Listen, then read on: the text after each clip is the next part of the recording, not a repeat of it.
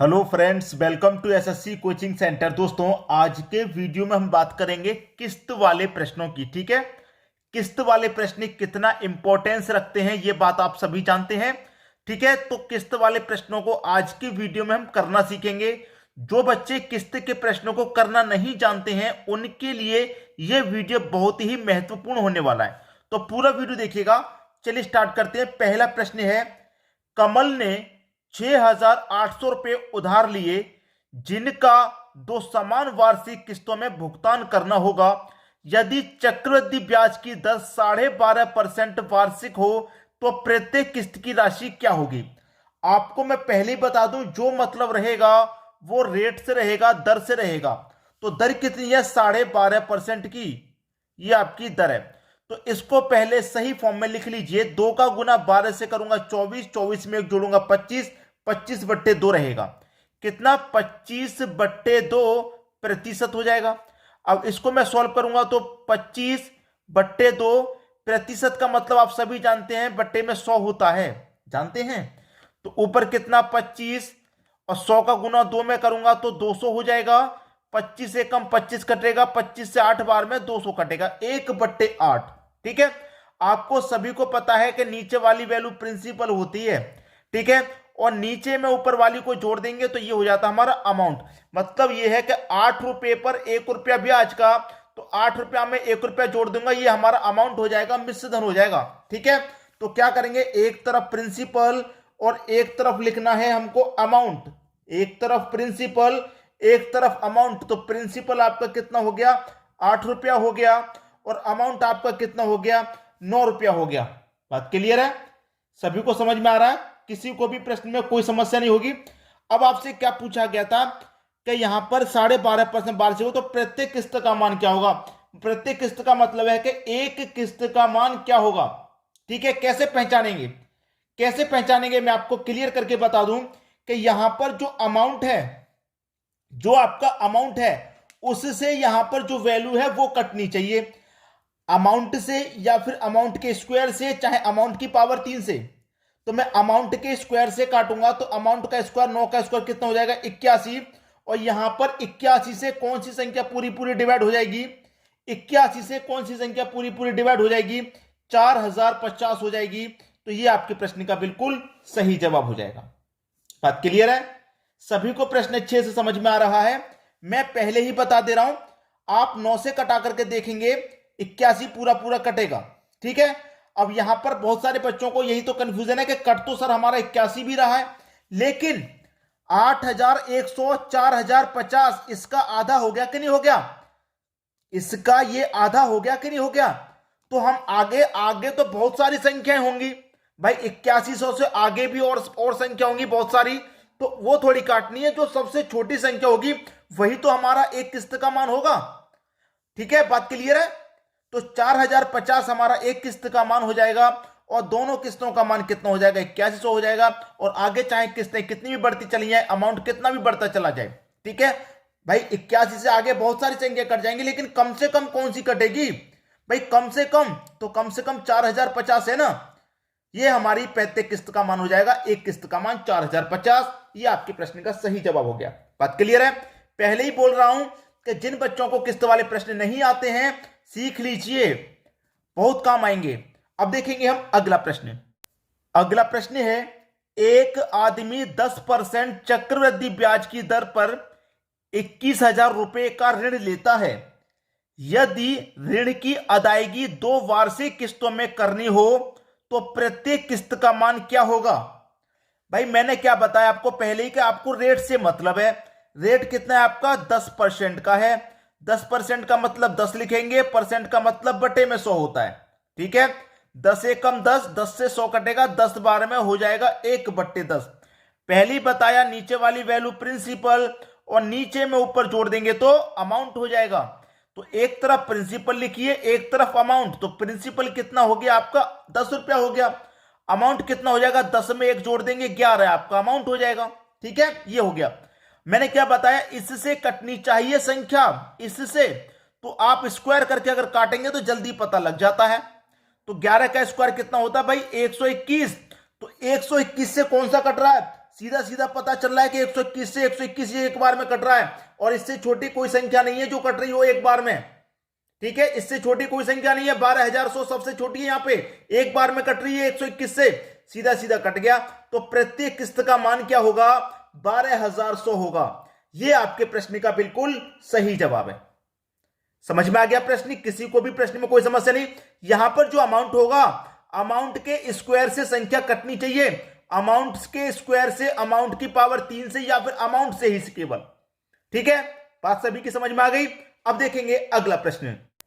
अगला प्रश्न है 1,025 रुपए का ऋण 2 बराबर वार्षिक किस्तों में चुकाना है।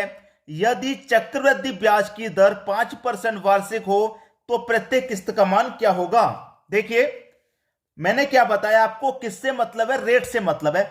सभी प्रश्नों को एक ही ट्रिक से करा रहा हूं, इससे आसान ट्रिक नहीं हो सकती। सभी को मैं रेट से करा रहा हूं, दर से करा रहा हूं। दर लेनी है आपको, यहां पर दर दे रखी है 5% की। ठीक है, सॉल्व कर लीजिए। 5 लिखेंगे, परसेंट का मतलब हमेशा बटे में 100 होता है, इस बात को याद रखना। ठीक है, मैं इसे कटा दूंगा, 5 एकम 5 कटेगा, 5 से 20 बार में 100 कटेगा, तो 1/20 हो गया। 1/20 में नीचे वाली वैल्यू हमेशा प्रिंसिपल, नीचे में ऊपर जोड़ देंगे तो अमाउंट, तो 20 में 1 जोड़ दूंगा, अमाउंट आपका 21 हो जाएगा। आपको करना क्या है? एक तरफ प्रिंसिपल लिखना है, एक तरफ अमाउंट लिखना है। प्रिंसिपल आपका 20 रुपया हो गया, अमाउंट कितना हो गया? 20 में 1 जोड़ देंगे, अमाउंट मतलब 21 आपका अमाउंट हो गया। ठीक है, 21 आपका अमाउंट हो गया।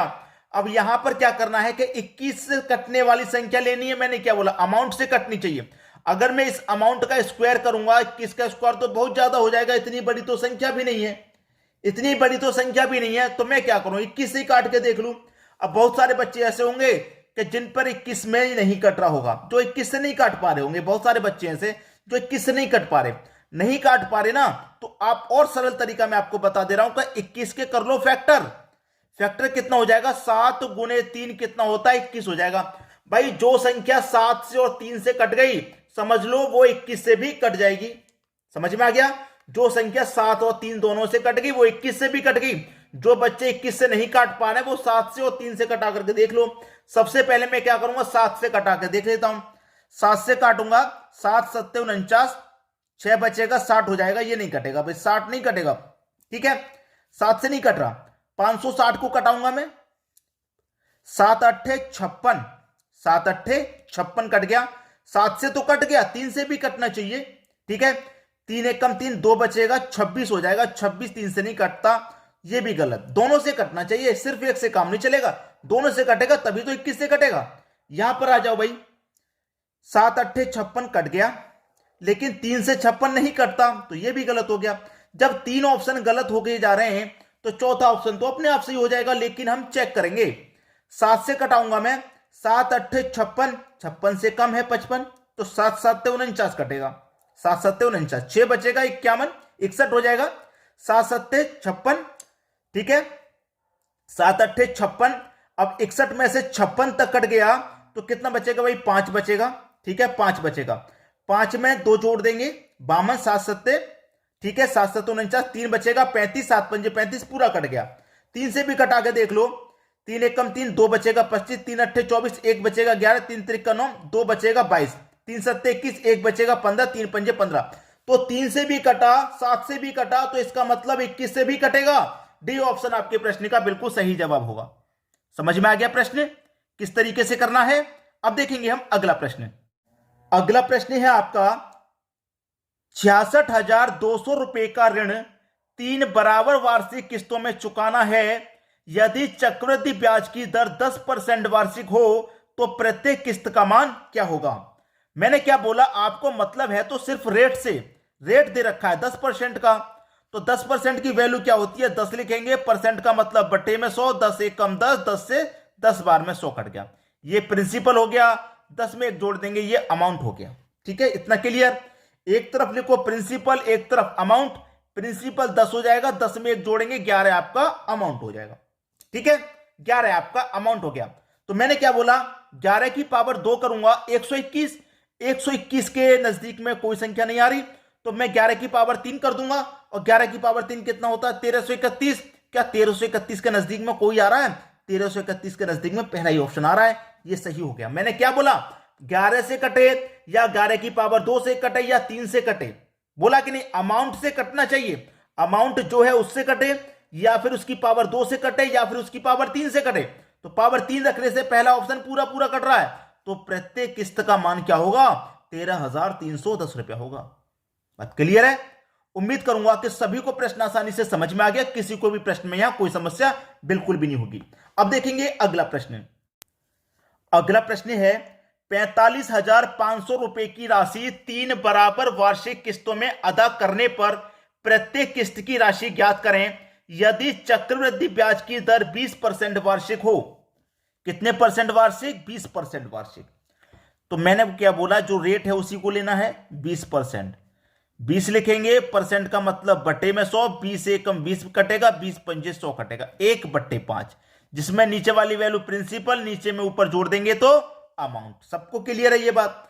प्रिंसिपल लिखिए एक तरफ अमाउंट लिखिए। प्रिंसिपल आपका 5 रुपया है, अमाउंट कितना, 5 में 1 जोड़ देंगे, 6 रुपया आपका अमाउंट हो गया। ठीक है, मैंने क्या बोला, ऑप्शन पूरा पूरा कटना चाहिए, अमाउंट से कटना चाहिए। अमाउंट से 6 से कटाऊंगा, 6 की पावर 2 से 36 से कटाऊंगा, या फिर 6 की पावर 3 से कटा दूं, तो मुझे दिखाई दे रहा है सीधा सीधा 6 की पावर 3 कितना होता है, 216 होता है, और 216 से पहला ऑप्शन सीधा सीधा कट रहा है। क्या बोला मैंने, या तो अमाउंट से कटे डायरेक्ट 6 से, या 6 की पावर 2 से कटे, या 6 की पावर 3 से कटेगा।